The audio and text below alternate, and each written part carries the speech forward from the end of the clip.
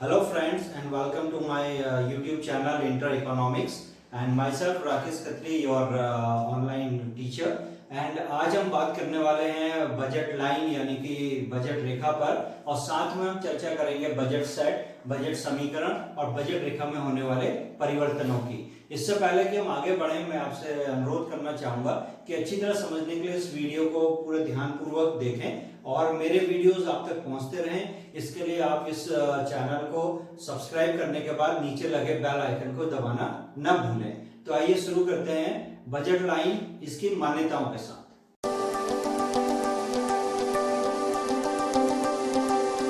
Budget रेखा को शुरू करने से पहले कुछ मान्यताएं हैं जिन पे हम चर्चा करेंगे। सबसे पहले जो मान्यता है वो ये है कि वस्तुओं की हमने यहाँ पर दो संख्या ली है। वस्तुएं तो सब बहुत सारी होती हैं, लेकिन अध्ययन की सरलता के लिए हमने दो ही वस्तुएं लेनी है। एक वस्तु 1 है और दूसरी वस्तु 2 है। उपभोक्ता की आय निश्चित है जिसे हम कैपिटल M से प्रदर्शित करते हैं। वस्तुओं की कीमत भी बाजार में निर्धारित है। वस्तु 1 की कीमत P1 है और वस्तु 2 की कीमत P2 है।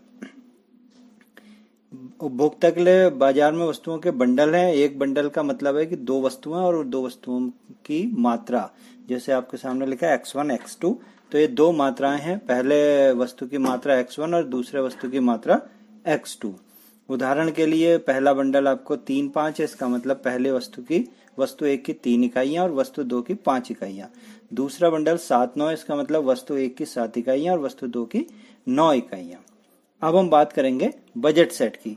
बजट सेट के लिए हम मान लेते हैं बाजार में जो पहले वस्तु की कीमत P1 है वो 5 रुपया है और दूसरे वस्तु की कीमत P2 10 रुपया है।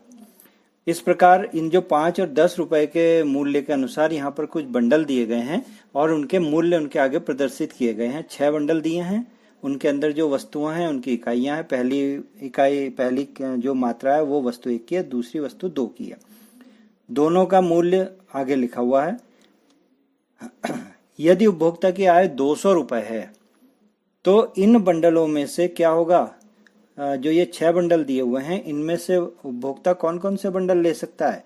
निश्चित तौर पे यहाँ पर वही बंडल ले सकता है जिनकी कीमत 200 रुपए या 200 रुपए से कम है, जो किस प्रकार है 10, 15, 10, 12, 20, 10 और 30, 5।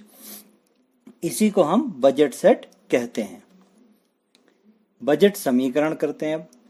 किसी वस्तु पर किए जाने वाले व्यय की जो मात्रा है उसे हम वस्तु की मात्रा और उसकी कीमत को गुणा करके निकाल सकते हैं।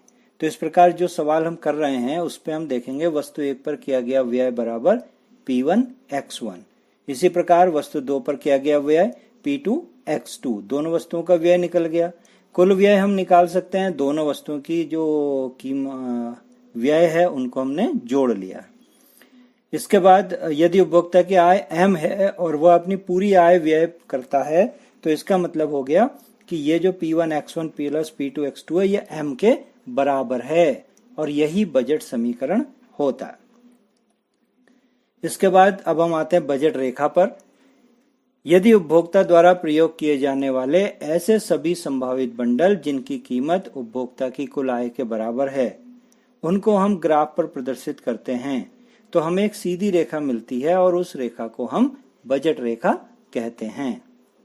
अब मान लें कि हम जो है उपभोक्ता जो हमारा है वो दोनों वस्तुओं में से किसी एक वस्तु पर ही पूरी आय व्यय कर रहा है, तो वस्तु 1 को ही खर्च कर रहा है, तो इसका मतलब वस्तु 1 की अधिकतम मात्रा लेगा और वस्तु 2 की मात्रा हो जाएगी 0, यानी P1 X1 plus 0 is equal to M। 0 को हम हटा देंगे, उसका मान होता नहीं, यानी P1 X1 बराबर M और X1 जो है ये आ गया हमारा M बटे P1। इसे हम बिंदु ए से प्रदर्शित करेंगे। अभी आने वाला जो हमारा ग्राफ है उसमें हम इसे रखेंगे, तो ध्यान रखिए ये वो मात्रा है जो उपभोक्ता अपनी आय से वस्तु 1 की अधिकतम मात्रा को खरीद सकता है।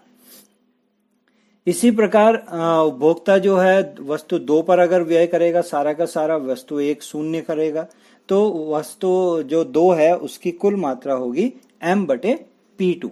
इसे हम प्रदर्शित करेंगे बिंदु B से। इन बिंदुओं को दोनों को जो अभी हमने चर्चा करी बिंदु A और बिंदु B, इनको हम क्या करेंगे एक ग्राफ पे प्रदर्शित करेंगे। A को X पर और Y पर B को, और वस्तु 1 और 2 का एक ग्राफ बनाएंगे तो हमें इस प्रकार ग्राफ प्राप्त होता है। इस पर आप देखेंगे ये आपको दिया हुआ है M बटे P2 यानी वस्तु 2 की अधिकतम मात्रा, और इधर दिखा हुआ है M/P1, ये क्या है, वस्तु 1 की अधिकतम मात्रा। तो ये इनकी अधिकतम मात्रा। बीच में जो ये बंडल दिखे हुए हैं C और D और E, ये कौन से बंडल हैं? ये भी बंडल हैं जिनकी कीमत पूरा उपभोक्ता की आय के बराबर यानी 200 रुपए है। इसके नीचे भी कुछ बंडल हो सकते हैं। यहाँ पर अगर हम देखें, यहाँ पर या यहाँ पर, इन बंडलों को उपभोक्ता लेगा लेकिन उसकी आय पूरी खर्च नहीं होगी, कम मात्रा मिलेगी, तो उसका संतुष्टि का स्तर कम होगा। यहाँ पर भी कोई बंडल हो सकता है, लेकिन ये बंडल क्योंकि इनकी आय, इनकी जो कीमत है वो उपभोक्ता की आय से अधिक है, तो इन्हें व्यय नहीं कर सकता, इनको खर्च नहीं कर सकता। अब इसकी कुछ महत्वपूर्ण बातें जो यहाँ पे चर्चा करेंगे। बजट रेखा से ऊपर अभी जो मैंने बताया कि जितने भी बंडल हैं उनका प्रयोग उपभोक्ता नहीं कर सकता क्योंकि उनकी कीमत उपभोक्ता की आय से अधिक है। बजट रेखा से नीचे भी बंडल हैं, उन्हें उपभोक्ता खरीद सकता है, लेकिन क्योंकि उसमें वस्तु कम है इसलिए वो उसकी संतुष्टि का स्तर कम रहेगा। बजट रेखा की जो ढाल है, जिसे हम प्रवणता कहते हैं, वो बाएं से दाएं और नीचे की ओर होती है, और प्रवणता का सूत्र है -P1/P2। अब हम देखेंगे बजट रेखा में परिवर्तन कहाँ कहाँ हो सकता है। तो पहला परिवर्तन है आय में परिवर्तन होने पर। अगर उपभोक्ता की आय बदल जाती है तो उसकी बजट रेखा भी बदल जाएगी। यहाँ पर लाल रंग से जो हमने यहाँ पर M लिखा हुआ है, ये M पुरानी आय है और ये M' इसकी नई आय है। तो आय बढ़ी तो अतिरिक्त आय में वो अतिरिक्त वस्तुएं खरीदेगा, यानी उसका जो बजट रेखा है उसकी उपभोक्ता की, वो हमारी दाईं ओर शिफ्ट हो जाएगी पूरी की पूरी। और इसी प्रकार अगर उपभोक्ता की आय कम हो जाती है और तो वो अपनी पूरी वस्तुओं को पहले के बराबर नहीं खरीद सकता, तो वो उसको अपनी वस्तुओं की मात्रा घटानी पड़ेगी। तो यहाँ पर जो हमारा बजट रेखा होगी ये उल्टी दिशा में यानी कि बाईं ओर खिसक जाएगी। तो याद ये रखना है कि आय में परिवर्तन होने पर, आय बढ़ने पर मांग वक्र दाईं ओर चला जाता है, आय घटने पर बजट रेखा बाईं ओर चली जाती है। अब हम देखेंगे बजट रेखा में परिवर्तन कीमत बदलने पर। कीमत बदलने पर क्या परिवर्तन होता है? कीमत बदलने पर यहाँ पर जो परिवर्तन हम देख रहे हैं, यहाँ पर कीमत हमारी बदल रही है, और कीमत आप यहाँ देखेंगे पहले कीमत P2 थी, अब P2' हो गई है। एक वस्तु की ही कीमत बदल रही है। दूसरी वस्तु जो हमारी P1 है, P1 वस्तु की कीमत परिवर्तित नहीं हो रही। तो वो बजट रेखा का वो सिरा जो वस्तु 1 का वो अपनी जगह रहेगा, और वस्तु 2 वाला जो सिरा है उसकी, क्योंकि उसकी कीमत बढ़ गई है, उसकी कीमत घट रही है, तो घटने पर उसको क्या होगा, कुछ पैसे बच जाएंगे और उस पैसे में वो अतिरिक्त मात्रा को खरीद लेगा। तो यहाँ पर बजट रेखा ऊपर की ओर या कह सकते हैं दाईं ओर शिफ्ट होती, केवल एक सिरा। इसके विपरीत अगर वस्तु 2 की कीमत बढ़ जाती है तो उसको आय कम पड़ेगी उन वस्तुओं को खरीदने के लिए, तो उसे अपनी वस्तु 2 की मात्रा घटानी पड़ेगी, और इसका मांग वक्र जो है, इसकी बजट रेखा जो है वो नीचे की ओर या कह सकते हैं बाईं ओर खिसक जाएगी।